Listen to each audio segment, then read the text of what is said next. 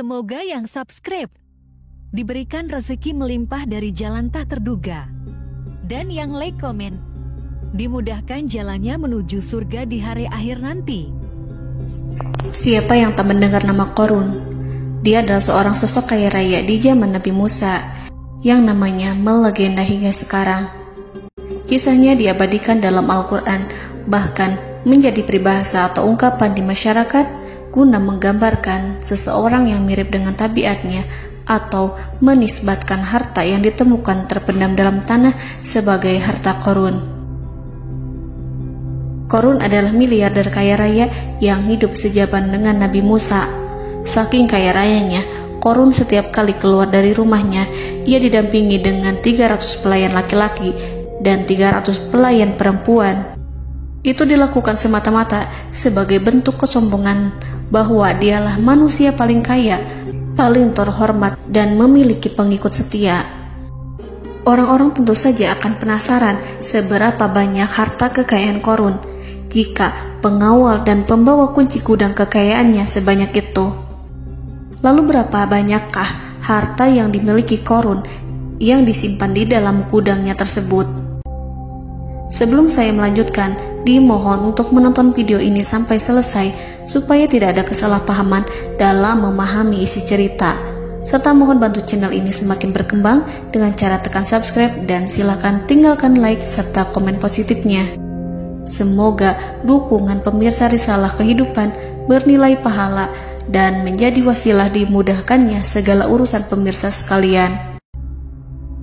Pemirsa Risalah Kehidupan, di zaman sekarang banyak orang yang mengistilahkan rezeki yang tak terduga dengan istilah harta Qorun.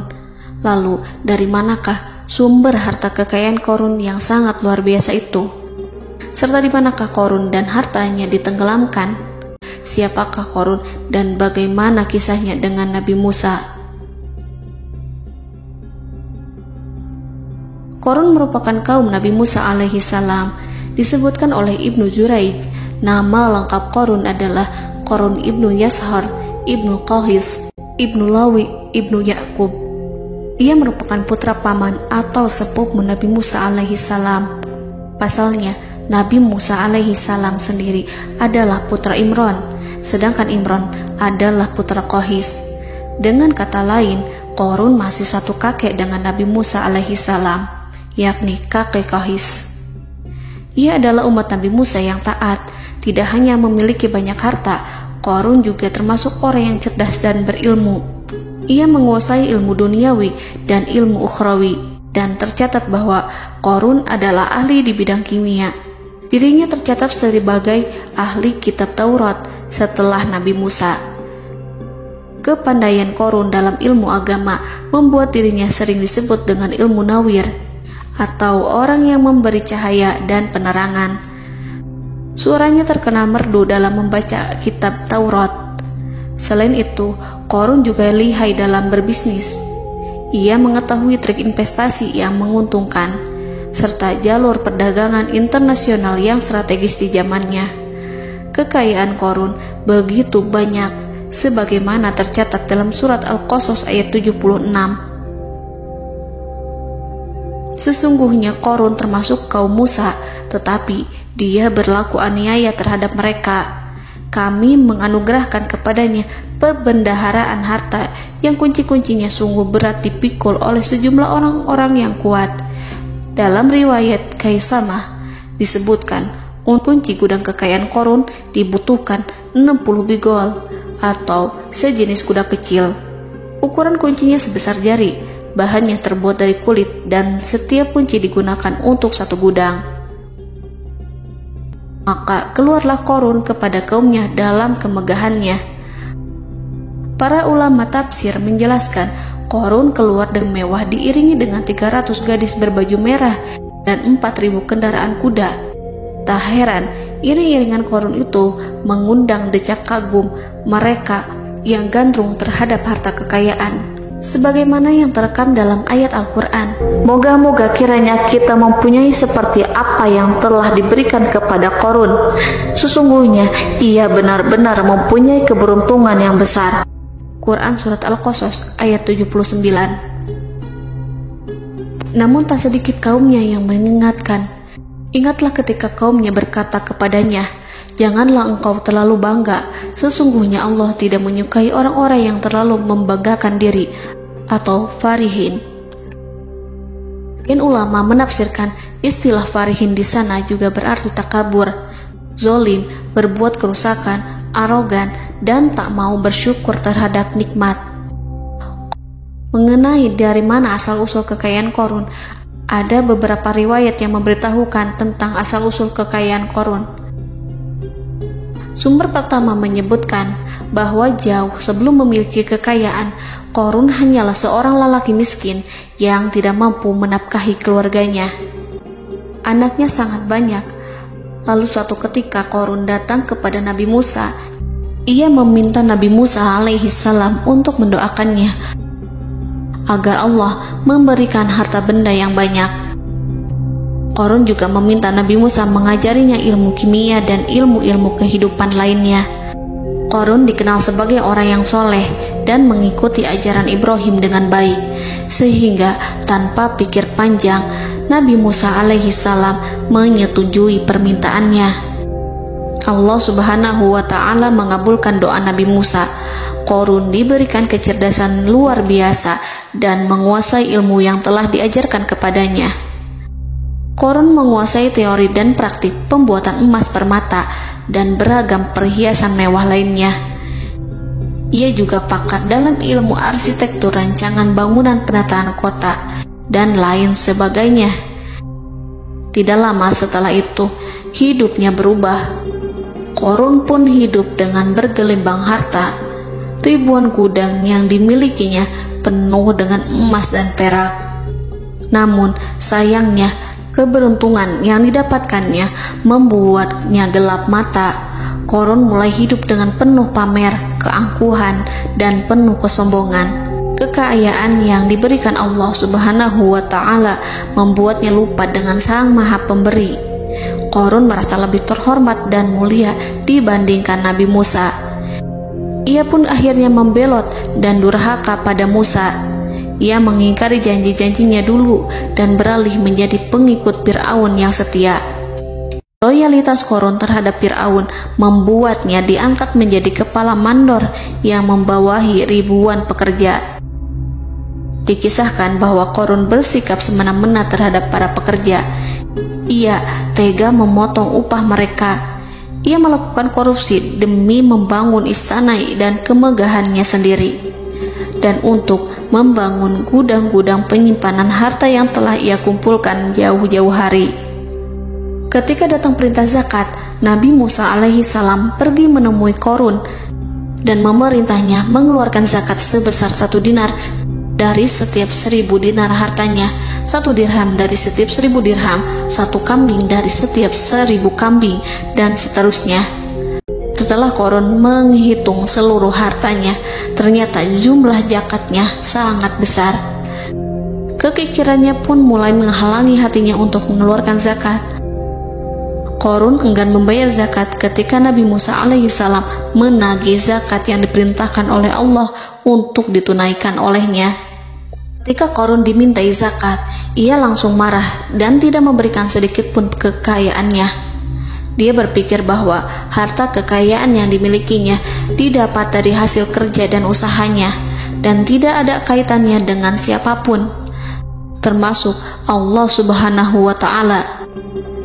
Janji Qarun untuk lebih taat beribadah dan membantu sesama jika diberi kekayaan oleh Allah dilupakannya.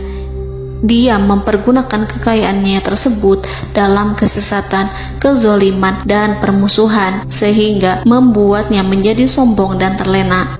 Orang-orang beriman pada masa itu sering menasihati Qarun untuk bersyukur atas nikmat yang telah Allah berikan, tetapi dia tidak mengindahkan nasihat tersebut. Dari sikapnya tersebut sudah jelas bahwa Qarun tidak membutuhkan nasihat kebenaran, bahkan merasa tidak takut dengan ancaman Allah, sebab Qarun merasa sudah memiliki segalanya. Qarun merasa dirinya hebat dan pintar serta punya banyak pengikut setia, punya banyak pengawal, dan merasa aman karena dekat dengan Raja Fir'aun. Qarun berkata, Sesungguhnya aku mendapatkan harta ini karena ilmu yang ada padaku. Qarun sangat sombong. Ia merasa hartanya didapatkannya sendiri tanpa campur tangan dan kehendak Zat yang Maha Kaya, yakni Allah Subhanahu wa Ta'ala. Apakah Qarun lupa ataukah ia tidak tahu bahwa Allah telah membinasakan orang-orang sombong sebelumnya, yang bahkan lebih kuat darinya, yang lebih kaya darinya, yang lebih banyak pengawalannya, lebih kokoh dan tak terkalahkan dibanding dirinya? Karena terdorong sifat kikir dan angkuh, maka Qarun membuat rencana untuk melakukan tipu daya agar dia terlepas dari kewajiban membayar zakat. Dia ingin menjatuhkan nama baik dan citra baik Nabi Musa. Kemudian dia mengumpulkan tokoh-tokoh konglomerat Bani Israel. Ia berkata kepada mereka, "Wahai saudara-saudaraku, terhadap apa yang diperintahkan Musa untuk membayar zakat, apakah kalian akan mematuhinya? Sekarang dia hendak mengambil harta yang ada di tangan kalian, maka pikirkanlah suatu cara untuk menghindari perintahnya." Para pembesar-pembesar yang dipanggil kemudian menjawab, "Wahai paduka Qarun, engkau lebih besar daripada kami. Kami akan melakukan apapun yang kau inginkan." Qarun berkata, "Datangkanlah kepadaku wanita cantik. Aku akan memberinya hadiah besar jika ia berhasil menggoda dan memfitnah Musa." Ketika wanita cantik yang diinginkannya datang, Qarun memberikan kepadanya uang muka sebagai jaminan. Ia akan membayarkan seluruh yang dijanjikannya ketika berhasil menjalankan misinya. Bukan hanya itu, Qarun pun berjanji akan menjadikan wanita ini sebagai istrinya. Keesokan harinya, Qarun mengumpulkan Bani Israel. Setelah itu, Qarun menghadap kepada Nabi Musa seraya berkata, "Orang-orang menanti kedatangan Anda, sampaikanlah saran dan nasihat kepada mereka." Nabi Musa kemudian keluar dari rumahnya. Ia mulai menyampaikan nasihat pada umatnya. Di antara nasihatnya, beliau berkata, "Barang siapa yang mencuri, aku akan memotong tangannya. Barang siapa yang memfitnah, aku akan mencambuknya sebanyak 70 kali. Barang siapa yang tidak mempunyai istri dan dia berbuat zina, maka aku akan mencambuknya sebanyak 70 kali. Adapun barang siapa yang memiliki istri dan ia berbuat zina, aku akan rajam dia sampai mati." Qarun kemudian berkata, "Apakah ini juga berlaku untuk Anda jika Anda sendiri yang berbuat zina? Apakah Anda akan menerima hukumannya?" Kemudian Nabi Musa menjawab, "Ya, meskipun saya sendiri yang melakukannya." Maka kemudian Qarun memanggil wanita yang telah dibayarnya. Wanita itu berdiri di depan Nabi Musa dan Bani Israel yang telah berkumpul, mengaku sedang hamil karena berhubungan badan dengan Nabi Musa. Marahlah Nabi Musa atas fitnah kejam yang diarahkan kepadanya. Kemudian Nabi Musa melakukan sholat 2 rakaat, lalu mendatangi wanita itu dan menyumpahnya agar mengatakan siapa yang menyuruhnya. Wanita itu menjadi ketakutan. Ia bergemetar di depan Nabi Musa dan mengaku bahwa yang menyuruhnya adalah Qarun. Lalu wanita itu bertaubat dan meminta maaf kepada Nabi Musa. Seketika Nabi Musa bersujud seraya berdoa kepada Allah agar menimpakan azab kepada Qarun. Allah memberi wahyu kepada Musa bahwa bumi telah dijadikan tunduk kepada perintah Nabi Musa. Kemudian Nabi Musa berkata kepada bumi, "Wahai bumi, telanlah Qarun beserta kekayaannya, habiskanlah semua." Kala itu Allah menurunkan wahyu kepada Musa alaihissalam untuk memerintah bumi apapun yang diinginkannya. Begitu Nabi Musa alaihissalam datang dengan wajah sangat marah, barulah Qarun merajuk, "Wahai Musa, sayangilah aku." Sementara Nabi Musa alaihissalam tak bergeming. Beliau lantas berkata pada bumi, "Wahai bumi, ambillah mereka." Seketika rumah Qarun mulai bergetar. Qarun dan antek-anteknya mulai dibenamkan hingga bagian lututnya. Rumahnya ikut turun sedalam lutut. Qarun kembali merajuk, "Sayangilah aku Musa." Rumahnya kembali berguncang. Kini Qarun dan kawan-kawannya kembali terbenam hingga pusar. Demikian pula rumahnya. Qarun terus merajuk, "Wahai Musa, sayangilah aku." Sementara Nabi Musa alaihissalam kembali meminta bumi, "Wahai bumi, ambillah mereka." Rumah Qarun berguncang lagi, sementara Qarun dan kawan-kawannya terus terbenam hingga bagian tenggorokannya. Demikian pula rumahnya. Qarun lagi-lagi menjerit, "Wahai Musa, sayangilah aku." Namun Nabi Musa alaihissalam tak bergeming. Beliau terus meminta bumi menelannya, hingga akhirnya Qarun dan kawan-kawannya hilang seluruhnya ditelan bumi. Tak lama setelah itu Allah berkata, "Wahai Musa, apa yang membuatmu bersikap demikian? Padahal demi kemuliaanku, andai dia Qarun berdoa kepadaku, niscaya aku akan rahmati. Maka kami benamkan dia beserta rumahnya ke dalam bumi, maka tidak ada baginya satu golongan pun yang akan menolongnya selain Allah, dan dia tidak termasuk orang-orang yang dapat membela diri." Quran Surat Al-Qasas ayat 81. Lalu di manakah lokasi ditenggelamkannya Qarun beserta harta bendanya? Konon berdasarkan kepercayaan beberapa masyarakat setempat, Qarun ditenggelamkan di sekitar sungai atau danau Moris yang terkenal di kota Payom, negara Mesir. Qarun konon mendirikan istana dan di tempat itu pula ia ditenggelamkan. Dahulu, Qarun berkeinginan membangun sebuah istana, namun tidak diizinkan oleh Fir'aun jika istana itu dibangun di samping istana Fir'aun. Terlebih, Qarun juga tidak ingin membangun istana di tengah pemukiman Bani Israel yang terletak di tanah Jasan. Fir'aun pun memberikan tanah di wilayah Payom. Kemudian di tepi sungai Payom inilah Qarun membangun istananya yang megah, dan di dalamnya ia membangun Al-Khunuj, gudang penyimpanan harta berisi emas dan perak. Salah satu bukti arkeologis yang dapat dijumpai di lokasi tersebut adalah runtuhan bangunan yang diduga sebagai tempat tinggal Qarun yang berjarak sekitar 2 km dari Danau Qarun. Menurut beberapa sumber, bangunan yang masih berdiri kokoh tersebut adalah benteng yang dibangun oleh Qarun. Namun ada juga yang mengatakan bahwa bangunan tersebut adalah tempat tinggalnya. Wallahu a'lam.